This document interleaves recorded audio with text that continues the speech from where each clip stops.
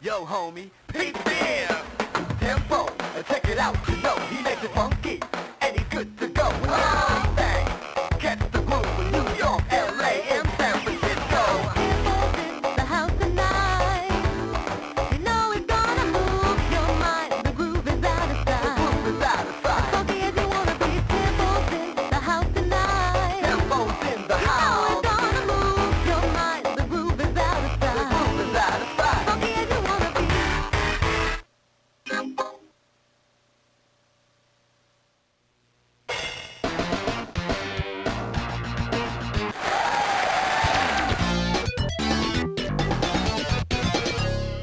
Welcome back, everyone. Today we're going to look at an underrated game for an underrated console, and that is Tempo for the Sega 32X.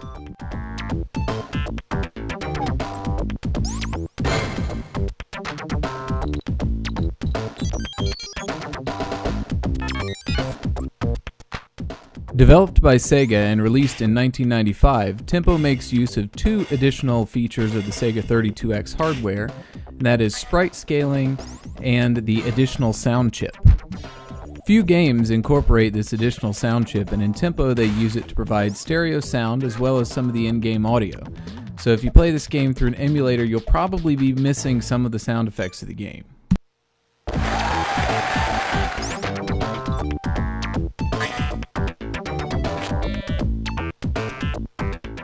The cover art for this game is pretty hilarious, as is the storyline, as you're trying to save Planet Rhythmia from King Dirge.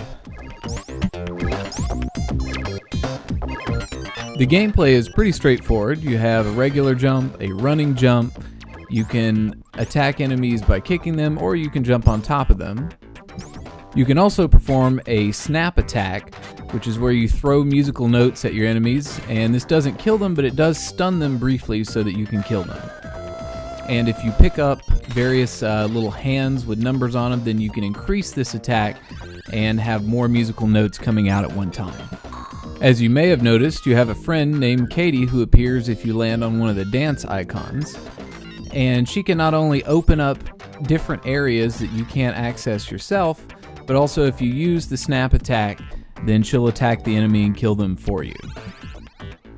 And sorry guys, I just can't kill the trombone player. Can't do it. Stay strong, my trombone brethren.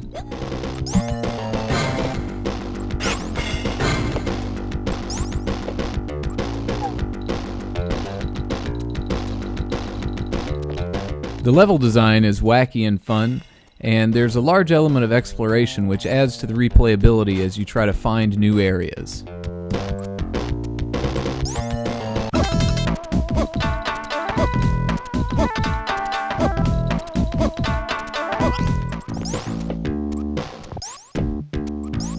The soundtrack is also really well done and makes a great use of those nice crunchy Genesis sounds that we all love.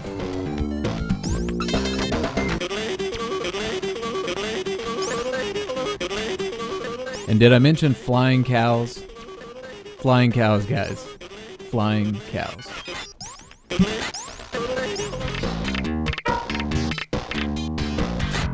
The boss battles incorporate the aforementioned sprite scaling capabilities of 32X. And while it looks good, sometimes there's a problem with being able to see exactly where you're supposed to hit them. And this is where Katie comes in really handy because you can stun the bosses, she'll attack them, and you're pretty much good to go.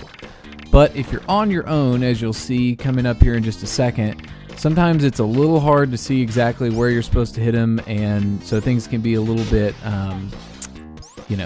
not so good.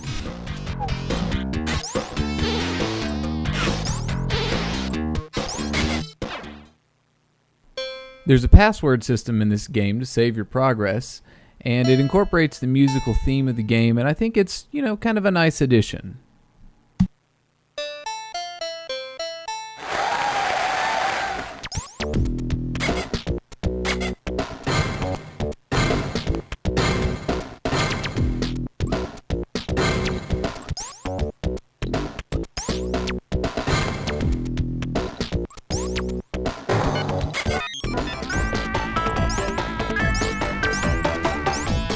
There are some level design specifics that I think add a lot to the game. My favorite is probably the Space Invaders reference here, and I think this adds a lot of fun to it and is another reason you want to explore and find new parts of the levels.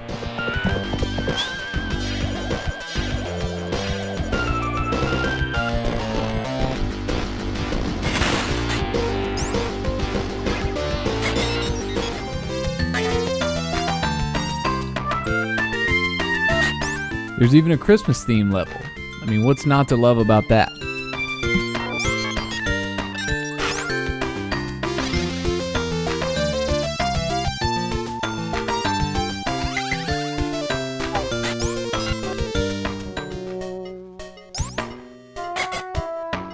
The only thing that seems a little weird is in the final level, we're in this kind of mansion area. You go from room to room, and a lot of the enemies aren't really trying to attack you. And it just seems strange to, like, you know, kill someone in their sleep, or the marching band, or people at the pool, or someone in the toilet. I mean, I don't know, it seems like kind of a dick move to me.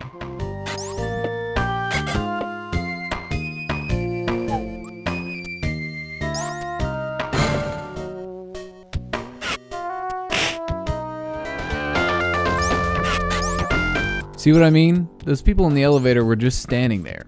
What did they do to you?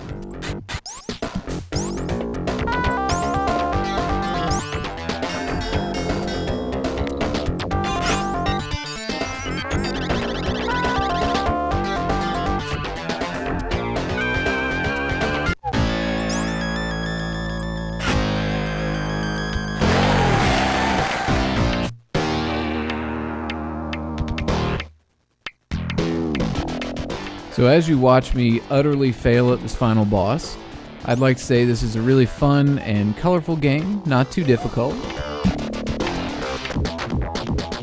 A copy of the game will run you about $40 now, complete, which is kind of a shame because it was only $15 when I bought it about 8 years ago. But yeah, don't get me started on video game pricing as of late and whatnot.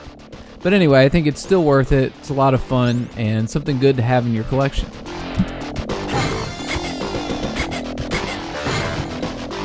So anyway, I hope you enjoyed the video, and thanks for watching.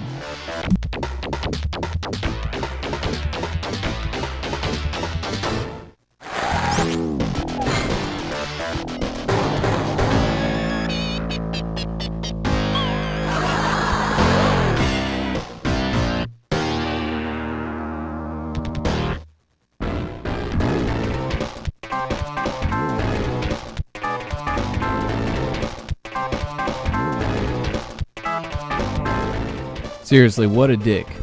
I was so close.